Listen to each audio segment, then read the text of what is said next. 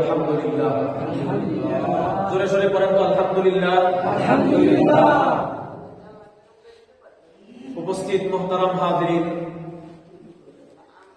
মহান আল্লাহ রাব্বুল আলামিন আমাদেরকে তার ঘরে আসার তৌফিক দিয়েছেন, কিছু কথা বলা এবং শ্রবণ করার মতন তৌফিক দিয়েছেন।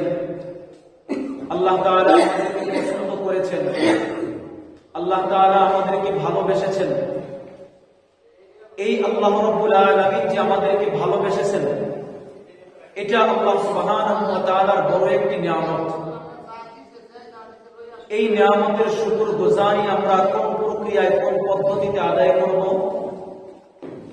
যে আল্লাহ রাব্বুল আলামিনের এই নিয়ামতের শুকরিয়া আদায় করব দ্বীনের উপর আমাদের অটল অবিচল মহব্বত প্রকাশ করে। বলেন কি প্রকাশ করে?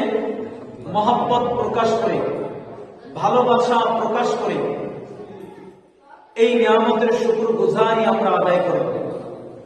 আমরা যারা এখানে উপস্থিত হয়েছি, আমরা সকলেই মুসলিম নাকি?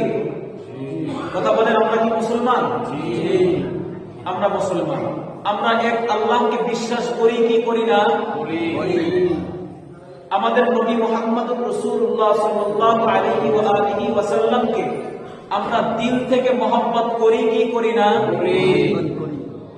আমরা পরকাল বিশ্বাস করি কি করি না?